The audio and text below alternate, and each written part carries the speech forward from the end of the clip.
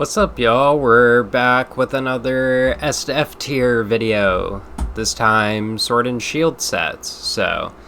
And what's funny is, even though I'm much more well-versed on Scarlet and Violet and just like Pokemon in general now, Sword and Shield I was actually around for more of the sets than I was for Scarlet and Violet. Like, when I started collecting around COVID area time, I started right around Sword and Shield base set, and I got out of it around Pokemon Go, so I just missed the last 3 sets. I'd say I'm pretty well versed in these sets, and yeah, let's get into it. Okay, so like last video, we're just gonna go in order of release. So Sword and Shield base set will be first.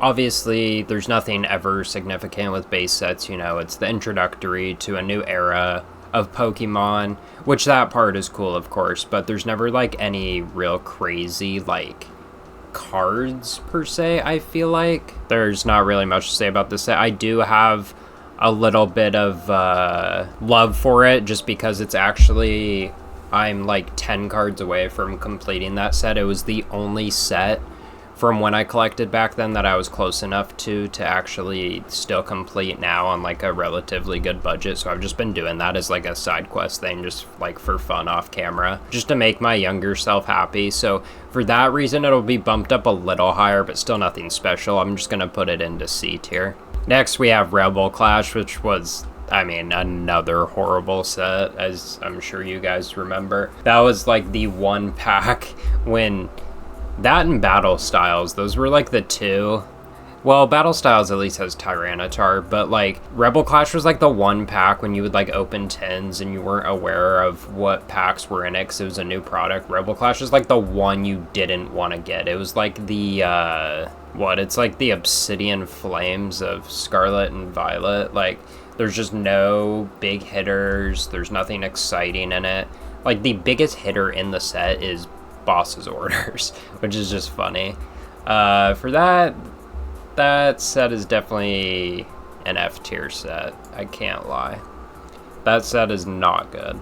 Next, we have Darkness Ablaze, which also wasn't a real exciting set, to be honest. And you guys know how I feel about Charizard sets. I don't really care about Charizard. I couldn't give 2 craps about him, but I did watch my friend pull the Chase Charizard of this set, so that was a pretty cool moment, and just for that reason I'll bump it up to D tier. If it wasn't for that, it would be an F tier, I'm not gonna lie. Okay, I changed the recording format a little just so that there wasn't ads in it, because that was kind of annoying me. I wasn't sure if that was annoying you guys either. But next we have Champion's Path, which I feel like Champion's Path wasn't technically a whole set. It was like a special set kind of, so it's not in this list, so I'm just not gonna count it on this tier list. I don't even think I opened a single pack of it anyway, so it doesn't really matter. So next one we have is Vivid Voltage, which I am actually a huge fan of Pikachu. Outside of Pikachu, there's nothing super exciting in this set. It's still a cool set though, like overall. Like, it's got Ampharos in it, which I love, has the Celebi Amazing Rare, which I liked. Nothing too super crazy, so it's gonna go into C tier. I'll put it behind Sword and Shield, because I don't have like any like love towards it, but you know, it's not a bad set. Next up we got Shining Fates, which is the Paldean Fates version of this era. Always love shinies. Shiny set, you know, that they have one every single era. It's basically a requirement, and they included Ditto into this one. So, I mean, they did in Paldean Fates too, but they had a VMAX and a V version of him in regular form and shiny form. So he got 4 cards in this set, and as you guys know, I'm a huge Ditto fan. Just for that, it's getting bumped up. I also love, you know, shinies in general, so pretty decent set, I'd say. I'm gonna put it at B. I think it would be like bottom of B if there's other ones in here, but yeah, I'm gonna stick it into B tier. Next up, we got Battle Styles, which I'm not gonna lie, the Tyranitar is a really cool card. Nothing super exciting in this set overall for me though, like wise of what I like, and I remember it being one of the sets that like I would never go after. I vividly remember these booster boxes selling for like $80 because nobody wanted to buy them. It's not like a bad set, but it wasn't like something anyone was going to get like excited for or anything. So for that, I'll put it in C tier. I'll put it above Vivid Voltage. Actually, yeah, it's like, but I would say it's like tied with Vivid Voltage in my opinion. Next up, we got Chilling Reign, also known as Chilling Pain, because the pull rates were atrocious, but the alternate art Galarian Moltres in this set, that's one of my favorite all arts from this era. I love the Slowking as well. It's got some really good artworks in this set, I can't lie. It's a pretty good set. It's nothing like super impeccable to me, but it is a really cool set, so I'm gonna put that one into top of B tier. Next, we've got Evolving Skies, of course, the insanely overhyped set. As I've mentioned in previous videos, I don't have any like special like craze for evolutions. Like, I think they're cool, but I think they're insanely overrated. They're nothing special to me. It is a cool set though. Like, there is a lot of cool cards in this set that I will probably never get my hands on though, which kind of sucks, but it's still a cool set overall. I'm gonna put it at the bottom of B tier. Next up, we got the 25th anniversary celebration set. I thought this was really cool. This was my first time like actually being around for a celebration set, so I thought it was really cool. I had fun opening the packs. I loved ripping these packs, and it was so cool for them to do, you know, like reprinted versions of like really old popular cards like the Charizard, the Umbreon Gold Star, Shining Magikarp, Birthday Pikachu. Like, I have a good chunk of these cards in my binder. I thought, even though it's like an insanely small set and nothing crazy, for like the nostalgic factor and for it being my first time being in the know of Pokemon for an anniversary, I thought it was really cool, so I'm going to put it top of B tier. Yeah, I like that.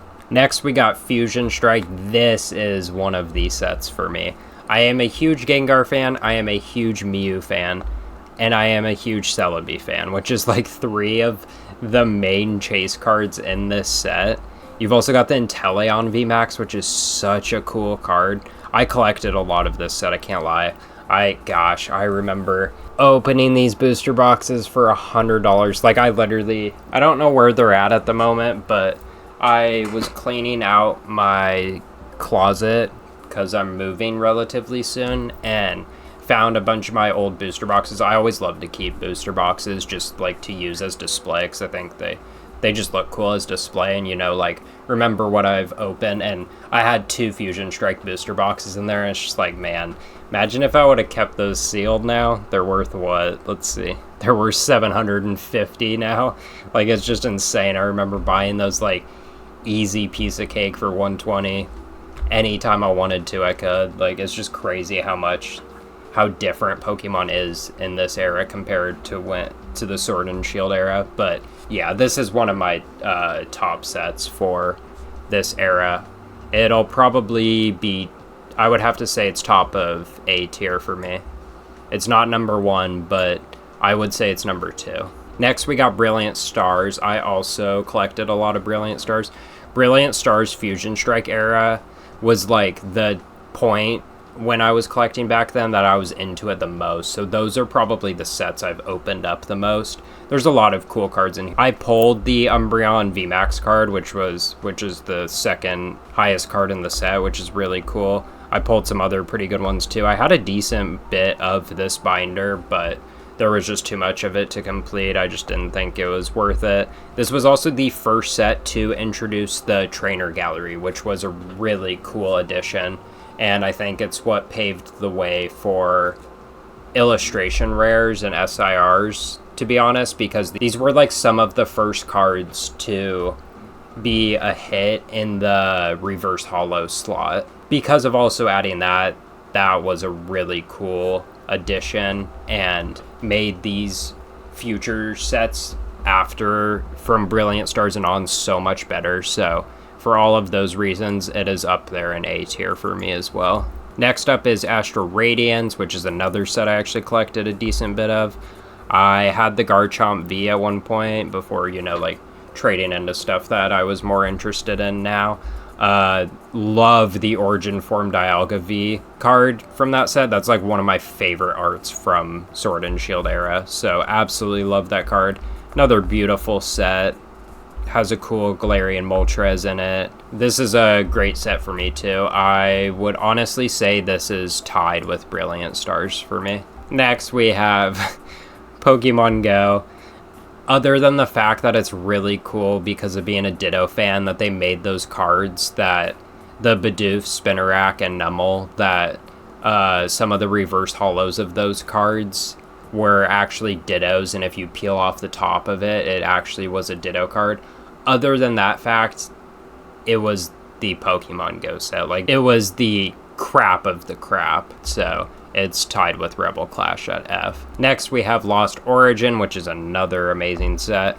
I had the Pikachu VMAX Trainer Gallery card at one point, which I think that's a really cool artwork. The Giratina is beautiful. The Pikachu V is beautiful as well. I love the Gengar Trainer Gallery card from that set. I love the Mew, like, black and gold Trainer Gallery card from that set. I think this is another really good set.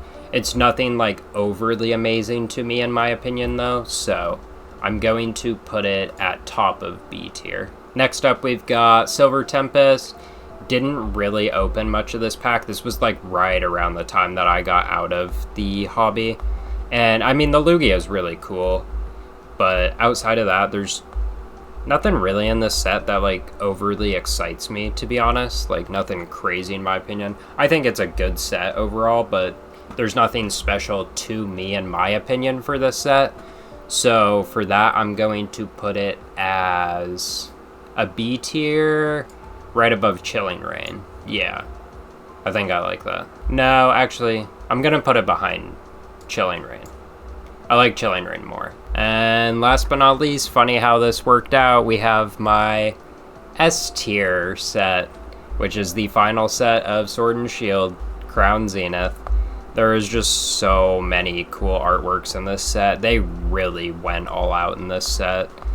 Like, it's just a beautiful set. I love opening this set. I really wish I would have still been into Pokemon when this released, because obviously I know you could have gotten them for extremely cheap back then. Annoyed that I have to pay, like, what, $8 a pack now if I ever want to rip it, but gosh, those gold cards, first off, are so beautiful. The Mewtwo V-Star is amazing.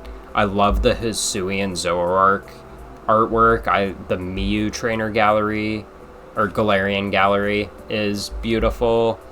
The Zacian V artwork, the Pikachu, like, there are so many good cards in this set. I could keep going on and on and on, but that is definitely my S tier set for Sword and Shield.